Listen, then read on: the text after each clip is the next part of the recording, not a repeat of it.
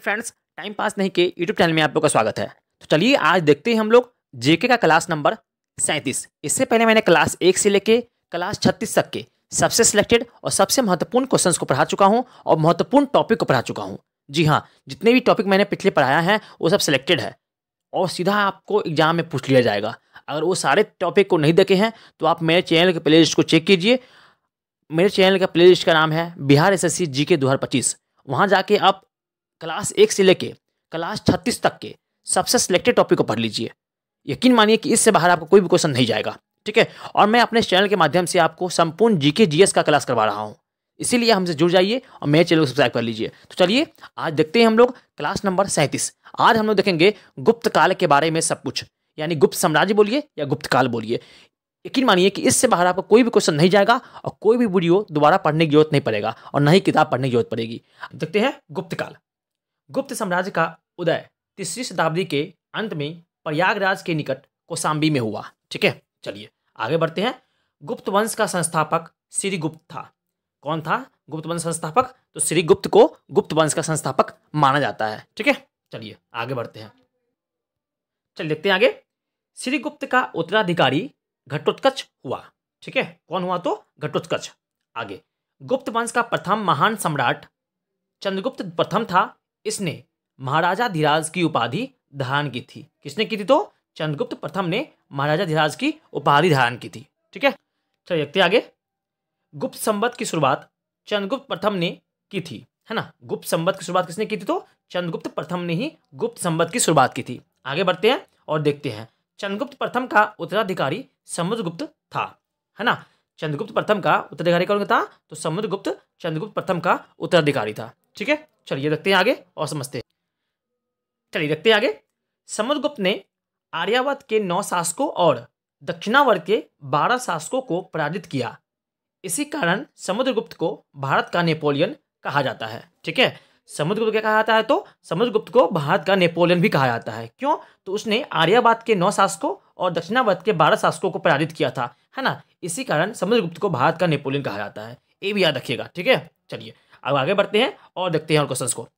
अब आगे देखते हैं। समुद्रगुप्त ने अश्वमेधकर्ता, विक्रमक एवं परम भागवत की उपाधि धारण की।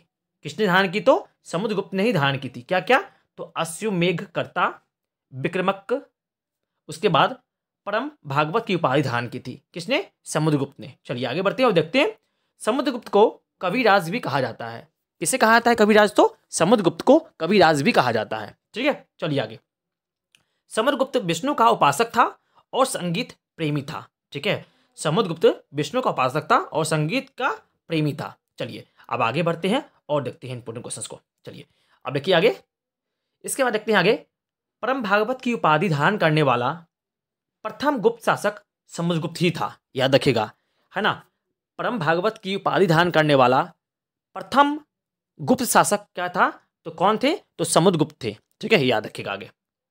समुद्रगुप्त का उत्तराधिकारी चंद्रगुप्त द्वितीय हुआ, है ना। समुद्रगुप्त का उत्तराधिकारी कौन हुआ? तो चंद्रगुप्त द्वितीय हुआ समुद्रगुप्त का उत्तराधिकारी। चलिए अब बढ़ते हैं आगे और देखते हैं।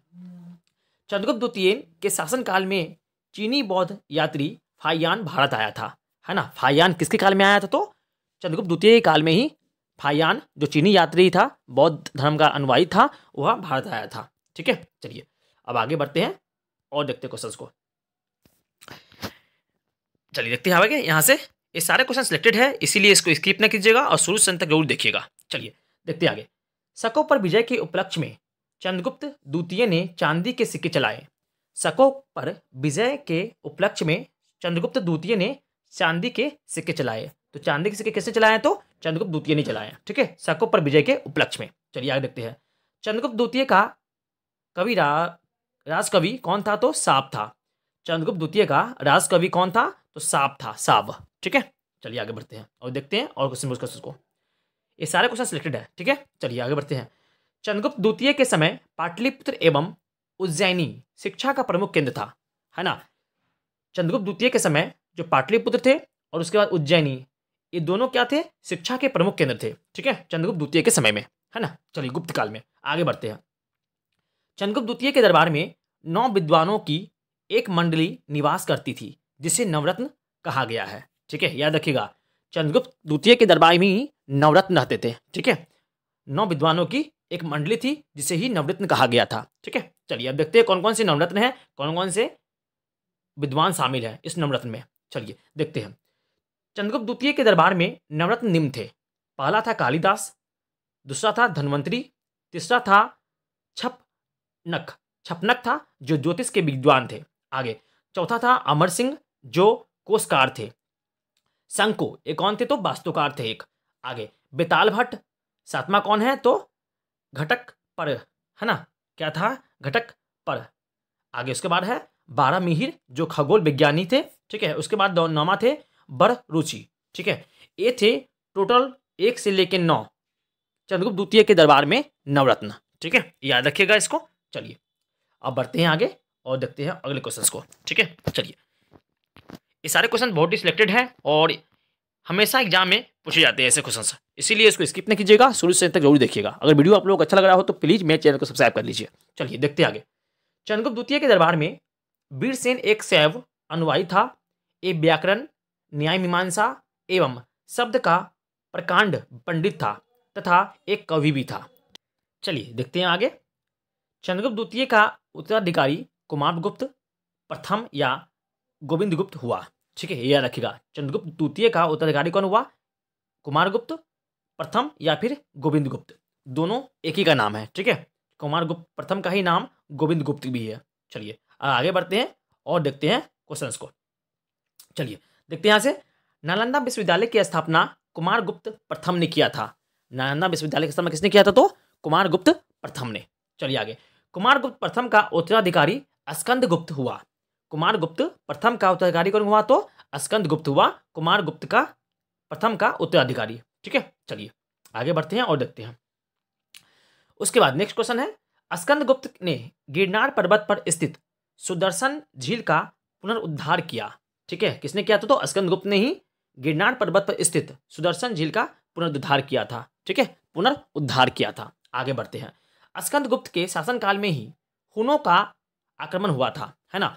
स्कंदगुप्त के शासनकाल में ही हुनों का आक्रमण हुआ था, है ना, भारत पे। चलिए ये भी याद रखिएगा। आगे अंतिम गुप्त शासक विष्णुगुप्त था, ये भी याद रखिएगा।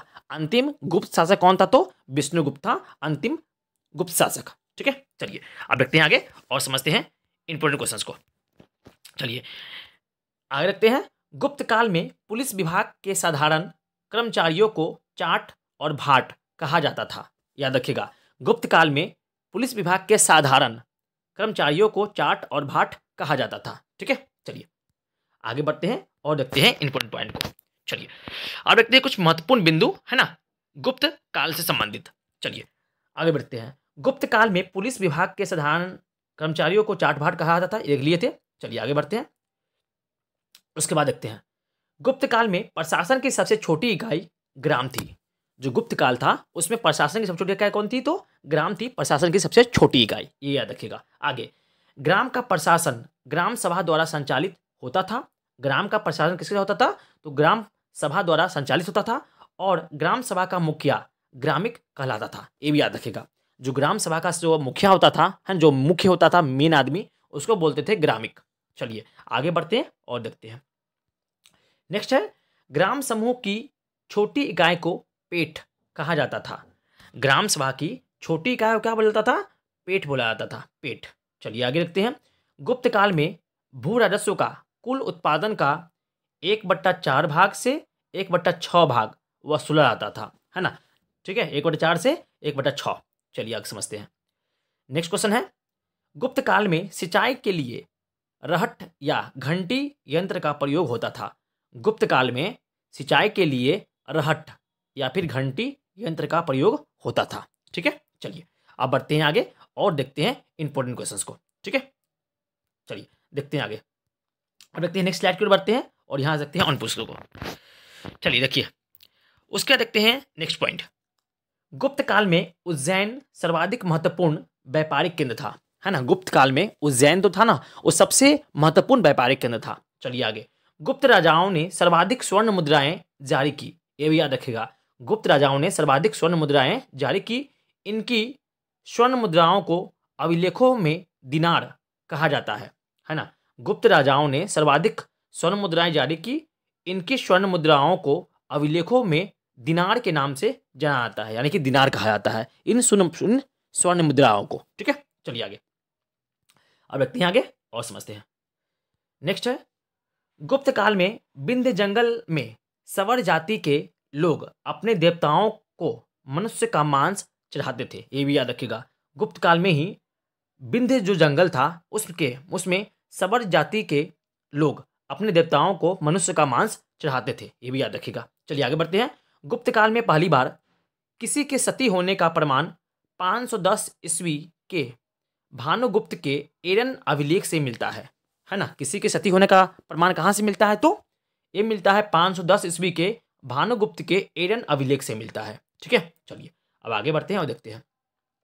गुप्त काल में वेश्यावृत्ति करने वाली महिलाओं को गणिका कहा जाता था, है ना। गुप्त काल में वेश्यावृत्ति करने वाली महिलाओं को गणिका कहा जाता था और वृद्ध वेश्याओं को कुटनी कहा जाता था। ये भी याद रखिएगा, किसमें, तो गुप्त काल में। चलिए आगे बढ़ते हैं और देखते हैं। एक आगे है, गुप्त सम्राट वैष्णव धर्म के अनुयायी थे। ये भी याद रखिएगा, जितने भी गुप्त सम्राट थे वो क्या थे, वैष्णव धर्म के क्या थे, तो अनुयायी थे। ठीक है, चलिए आगे बढ़ते हैं और देखते हैं, नेक्स्ट स्लाइड की ओर बढ़ते हैं। चलिए अब देखते हैं आगे यहाँ से इंपॉर्टेंट पॉइंट को। चलिए देखिए, अजंता में निर्मित 29 गुफाओं में से गुफा संख्या 16 एवं 17 ही गुप्तकालीन है। ये भी याद रखिएगा, अजंता में निर्मित कुल 29 गुफाएं हैं। उन 29 गुफाओं में गुफा संख्या 16 और 17 ही गुप्तकालीन है। ये भी क्वेश्चन पूछा गया था एग्जाम में। ठीक है, चलिए याद रखिएगा इसे, कौन सा 16 और 17 गुप्तकालीन से संबंधित है। आगे, अजंता की गुफाओं में गुफा संख्या 17 के चित्र को चित्रशाला कहा गया है। अजंता के गुफाओं में गुफा संख्या 17 के चित्र को चित्रशाला कहा गया है। ठीक है, चलिए अब आगे बढ़ते हैं और देखते हैं।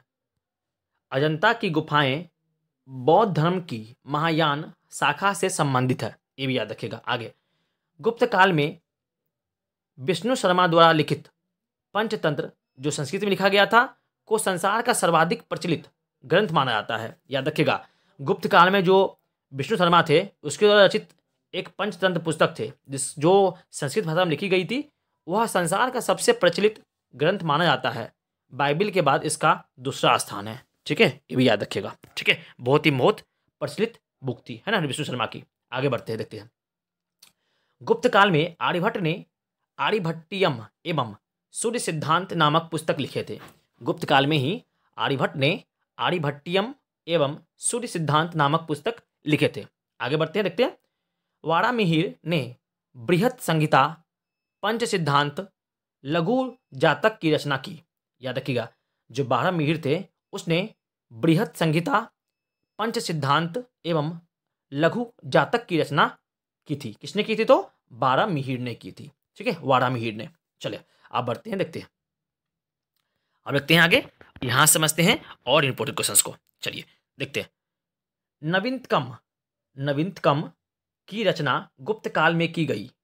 इस पुस्तक में नुस्खे, सूत्र और उपचार की विधियों दी गई है। पढ़ते देखते हैं आगे।